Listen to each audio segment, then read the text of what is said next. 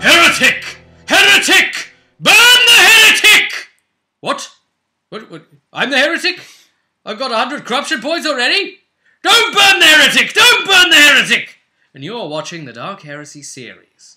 Welcome to the show. We survived it! Session 8! We survived it, barely. Yeah. Yeah. And our characters too. True. Considering. We had found the first piece of a cog key.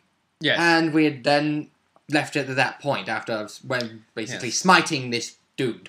Now we needed to find 2 more cog pieces to complete it. Yes. We started searching around. Now what I will say was this was a very big area to look around in, and I found that interesting that you really did have that feeling of being able to turn left or right, but heck, if you go this way, you're going to miss what's this way, so you better remember to check there. And there's that sort of feeling that you might have had when you used to play those sort of choose-your-own-adventure style game books. It's like, oh, no, I'm going to, do I open the door or do I go this way? I'm going to miss it. You know, you want to see everything sort of thing. You don't want to miss any clues. Very true. And there's multiple ways you could do it. You could go around this way, and then, I mean, we ended up like finding a secret way in under something. I'm not going to say what, because spoiler. And then we found out, we came then afterwards, after finding it, to another section that told us the secret of the thing, that is the secret thing under the thing that we've already found. So, you know, we could have done it in that way. There was a room there with stuffed animals of different types. Now, the only reason this is prominent here is the reason he started to laugh, because I couldn't help doing the Chuck Tester jokes. Is it a demon of the Tzeentch? No, it's just Chuck Tester. Considering the end of this, you were hoping it was. I was waiting for Chuck Tester to appear. Now, one of the things I did notice, and it seems to be growing, maybe it's just this particular game book, I don't know, is that there was a hell of a lot more insanity and corruption being gained. Isn't there? Now, I think this could also be part of a change on your part as well. Well, to a point, but there are quite a few things that say that if someone does this, then they will start gaining points of insanity / corruption, depending on what it is. And in other cases, I'm just doing it by depending on what people's actions are taking, like with Pete. Like before, when he did his old pick up this and I'm just going to drink it, instant corruption points. I'm just taking that stuff like that into account. Just like, okay, you were getting points taken, had it on here. So just as a little reminder, this is the book we are using, the Black Sepulchre. As usual, guys, link's going to be in the bottom bar there for you to be able to check that book out at a recommended stockist. And if you're interested, if you want to buy it from the UK or USA, then click on that link and check it out. Right, so another thing I noticed that we've also been implementing a bit more, I'm finding it happening a bit more. I don't know if you just were not consciously doing it, forgetting. The weapon skill bonus for outnumbering mechanics. It's not been implemented before. Why don't we explain how that works? Well, when you outnumber an opponent, depending on how much you outnumber them by, you increase your weapon skill to hit them by either 10% or 20%, depending on how much. I mean, if there's 2 people ganging up on someone, it's plus 10 to each the roll. If it's 3 or more, you get a plus 20. There's nothing for plus 30, but I guess they didn't want to overdo it. Then we came to a section where there'd been a lot of hints about star alignments and information like that, and then we did something, and somebody appeared who was quite unfriendly and said, "Why are you doing that? Don't do that." There was a bunch of like small little planets. It was a planetarium. Yes. Well, it was just silly. I mean, this guy's shouting at us, and Jerichus just happens to defend himself, defend his honour for what they're doing. You know, he says, we're just moving these planets around. They're just models of planets. It's not like they're the real ones.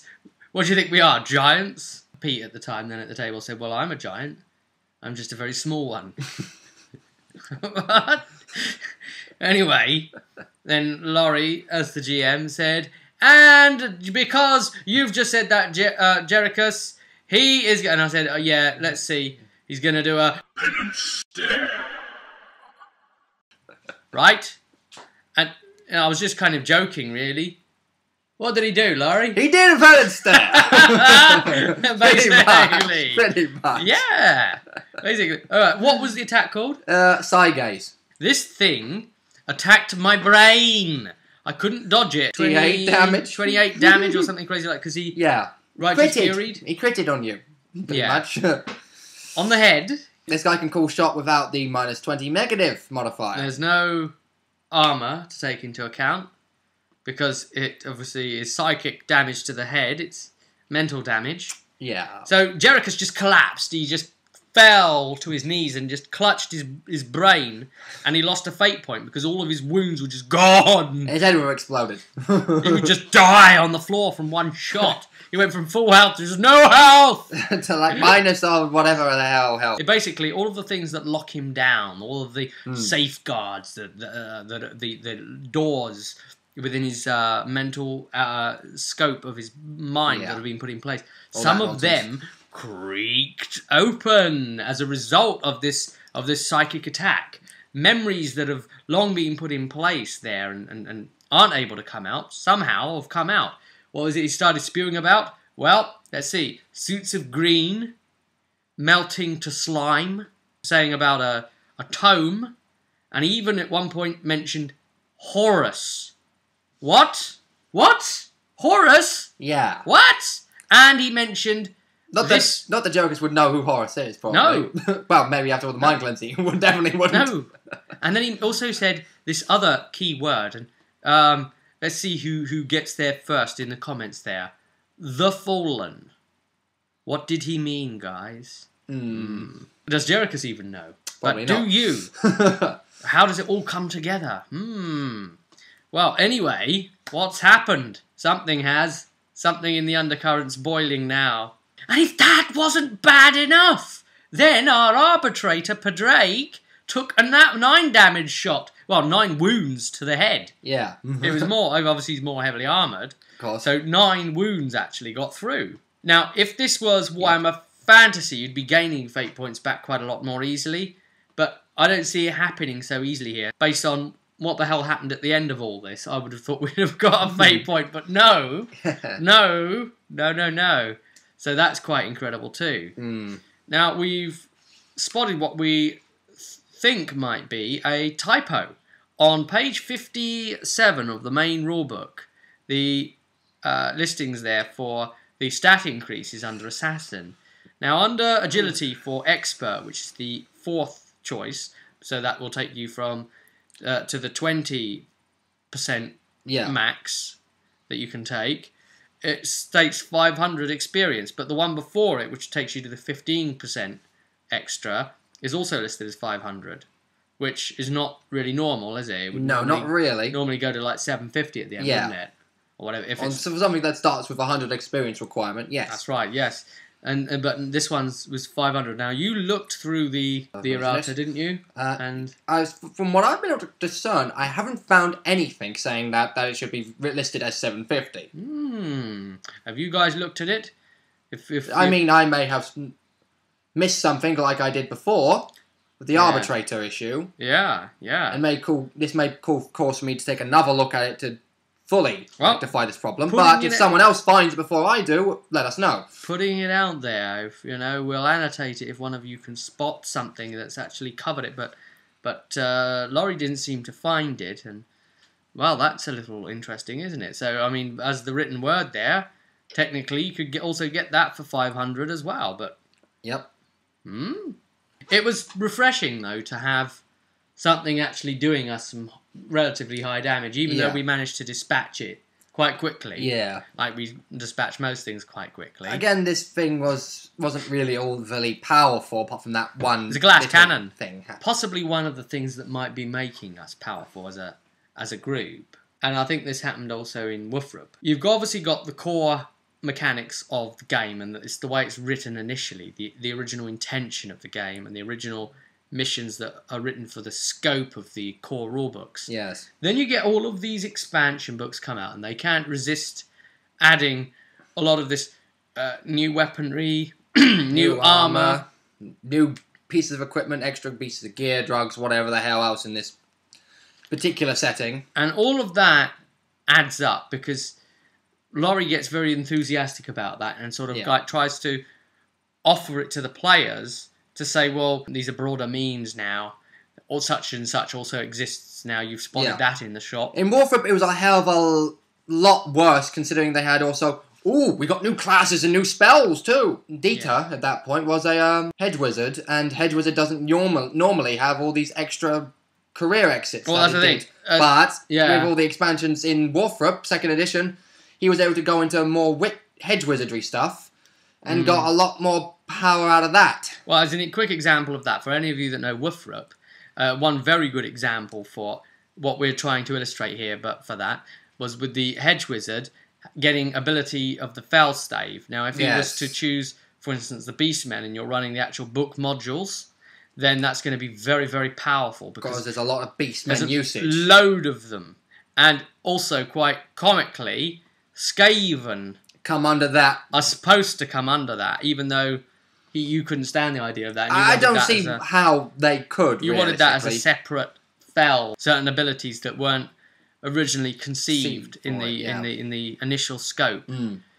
Now, I suppose that's been happening here, and some of it can outdo the core rulebook and older module concepts. Yeah. So you've got to be careful of that if you're GMing this. You've got to be careful.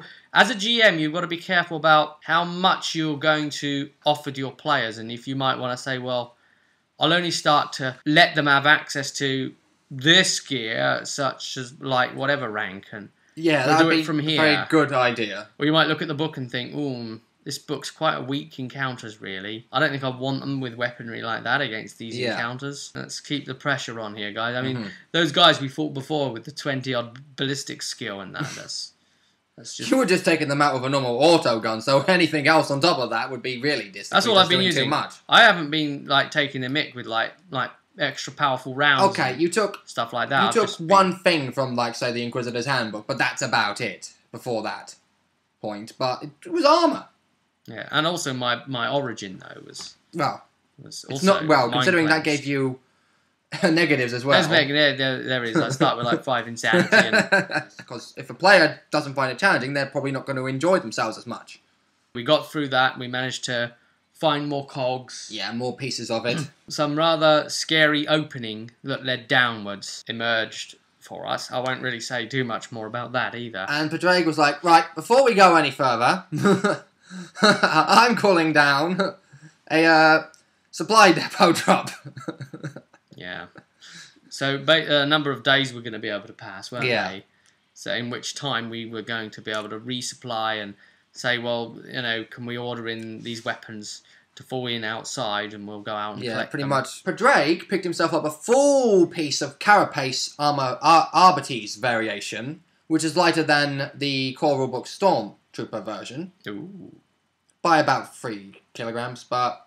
Careful of that gear. He also got himself a new shield. It doesn't have the same power capabilities as the shock shield he had, but this one instead is meant to be larger than normal shields, and when he's moving, it gives bonuses to the head as well, but when he's stationary, it gives bonuses to his legs. But he never really used it, because he just attached it to his back because of the mag strip that's on there. So he just has extra points to the back only. If attacks hit him on the front, he doesn't get that. He gets no dead bonuses from the shield. I took lightning reflexes. It's very suitable because, remember, I'm more of a sort of dodge evasion type. If I do get hit, I'm in a lot of trouble, so I try not to initially get hit. Yeah. And one of you pointed out in the comments actually before that you've actually banned dodging from ranged things in your games unless there's some cover there to actually say, well, I dodged into the cover.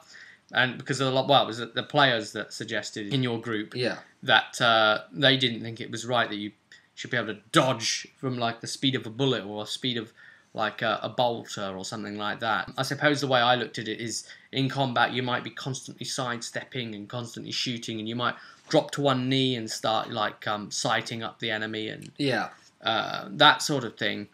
I mean, the book does have it in. The book does let it go. So I pretty much just...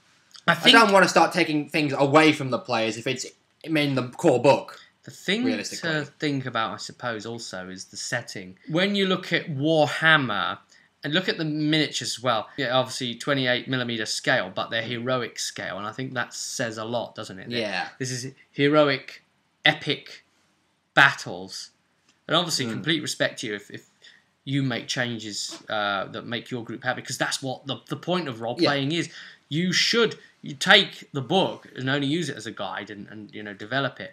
But as another voice on the subject, I would say, if you look at like the ridiculousness of, say, for instance, the Space Marines, and just how just crazy they are. Oh, yeah. You know, how the hell do they get away with everything like that? So I suppose it is very filmic, a bit unrealistic in those terms, isn't it? Yeah, realistically. Unrealistically. If you realistically look at it, it's very unrealistic. Yeah. So we see what you mean there. So I suppose I mean, I'm not sure about the images in the setting. In the images of the Warhammer book, they look more appropriate. Yeah. But the imp models, they look very heroic scale. The way I'd see it with Jericho, he might like be backing up a bit, and be backing up and sort of like. Hey, your dog's there. Well, you can see they're about. I suppose it'd be his awareness. You can see they're about to open fire, so he's already making counter evasive, or might be running to one side and then runs back to shoot. Yes. But all of that doesn't take into account. It's still his relative position is where his miniature would be standing, or pretty what much. have you, in relative terms. Unless, of course, he'd be locked in combat, and then it's different anyway. I also took basic weapon training las, so that I could bring in my long las. So got rid of the hunting rifle, bringing that in now. Dumped a scope on it from my auto gun onto that, and got rid of the auto gun now. And I've bought a new gun. Ooh, I've bought the Cadence Spectre. It's a weird gun, actually. Again, Inquisitor's Handbook gun. All right, you'll be able to find that book linked below as well. This gun, well, it's a bit like the auto gun. It fires 1, 3, or 10, but it's got clips of this time magazines of 20, but it's got 3 times magazines. Which means it has a fire selector on it, guys. So you could put different ammos in, or you could just load all the same thing, I guess. Yeah, pretty much. But you could do that and just switch between them. The other thing is it's got an we think it's underslung. It makes most sense, really, for it to be. We don't have a picture of the thing anywhere. Shotgun. And that's got like a 4-shot clip capacity to it. That's good, obviously, because you've got that 1d10 plus 4 instead of 1d10 plus 3 from the bullets. It's a bit like the auto gun in some respects, but obviously it's got those things. It's got 10 meters less range on it, but I also got a good quality one, so it's got bonus to aiming. It's reliable too, which means it has a less chance of jamming. You'll see here under missile weapons, the other thing I picked up was photon grenades here. Grabbed 3 of them. They cost 60 thrones each, 15-meter blinded effect for anyone who fails a toughness test. The range is your strength bonus times 3 as per standard, and it's just basically a flashbang. Now they only give you space for 4 weapon entries ranged and 4 melee ones as well, so like what the heck. I got rid of my standard sword, still got those knives but I don't really need them, and I've managed to loot a best quality sword and stuck a mono on it, so that's balanced and plus 10% weapon skill to hit because it is best quality, and so it's 1d10 plus 1, so that's quite nice as well, isn't it? But because of the issues effectively with lack of space as always, all of that, we've got I've made an overflow sheet for myself, so I've like followed the basis of the weaponry there. You see my long las, you see there my Cadence Spectre assault device and the Spectre shotgun attachment. You can see there I'm also keeping track of my different ammo. It's a system that I use and understand, and I'm keeping track of what's left in each magazines. And you see it there, a little giveaway thing that I've picked up some hotshot charge packs for the long las. That's if I need my kill to really happen. Yeah. Then it really can. But again, I didn't know it existed, so I just like spotted it as loot and grabbed it. But anyway, looking at that sheet, it reminded me of something else we'd done and been looking at recently, and the real reason that overflow sheet was actually born in the first place. Oh yes. Weight encumbrance. Now then, everybody, everything weighs a certain amount of kilograms in Heresy. Yep. Now, it's quite important, really, because you don't want your acolytes walking around like a tooled-up armory, carrying everything. And it did get... Basically, arms to the teeth. I've got guns attached to me all over the place, and I've got wet blades coming off all over the place. There's nothing going to break your immersion quicker than that. Come on, really, is there? Arms to the teeth. I mean... And beyond. You weren't initially running weight, because you were just trying to ease the group into sort of how the game played. Yeah. And I suppose you figured, well, what are they going to get? It's not going to be... But no, you leave players... You let players have an inch and they will take a mile. It's very true.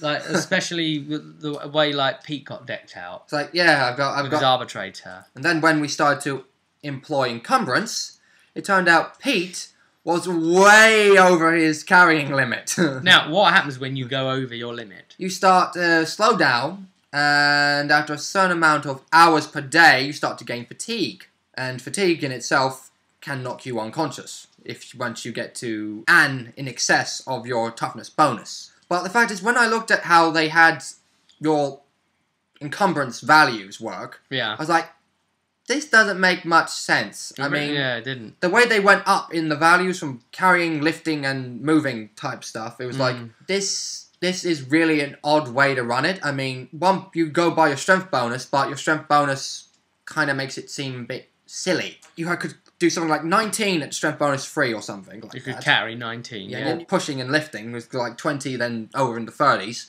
But then when you went up to 4, you could start carrying like 30 odd or something. They did something stupid like that. And I was like, eh? We didn't seem to think it made sense. We were looking at possible ways of, well, can we like take strength and add a certain like formula to the strength bonus? Yeah. And, you know, double or half or this or that or whatever. And, you know, it work out as whatever. And then when your strength bonus goes up, then it does whatever. And again, and that seemed to work to some extent. It allowed people to carry a realistic amount without overdoing it. But then one of our players pointed out, well, if you're talking in terms of kilograms like that, and we're not weeds either, when you look at what the army carry on their backs... Yeah, it was like 50... As a pack. So like, what, 50 you said, was it? It could have been. Something like 50 kilograms. Of course, they would be a slow march. And for us, we would be a very slow march. When you start to take in weights like that into account, we decided, well, we'll try running it like this. Just literally, strength is your weight that you can carry in kilograms, see how it goes, see how that feels. And so far, it's been pretty good, hasn't it? Yeah, I mean, people haven't been overburdening themselves. I mean, Pete's been very cautious now after everything. I mean, before, he just got over-encumbered by just wearing his armour. Yeah. I mean, I can't just take any old gun now. And I was like thinking, oh, shall I try and take the RPG training and bring in some sort of heavy rocket launcher or something? But no, it was going to cause problems to my encumbrance, and I can't be slow. I'm a quick character. You would have been okay with it, but you would have been very close to the edge. There was the whole talk of like, ooh, shall I bring in this gun that I've just picked up recently? But it was like, it's going to put you at 40 kilograms of weight. The gun itself is just 40 kilograms. That's the heavy bolt, isn't it? Yes. And of course, I could take the training for that if I so wished. Yep. Question out there, to any of you Heresy players, what have you done? How have you handled this? Have you gone about it in a different way? Well then, ladies, gentlemen, children, and servitors, and those tiny little angelic things with the wings and the bows and the arrows and the scrolls and the other things. Oh, yeah. To all of you as well. To all of you, thanks for tuning in once again to another session video. We're going to wrap it there, even though we've got a lot more we can tell you, because this was over 2 days straight. Yeah. So we're going to tell you about session 9 and what happened the day after in another video. Yep. And we might handle that a little bit differently. But until then, I'll see you at the table.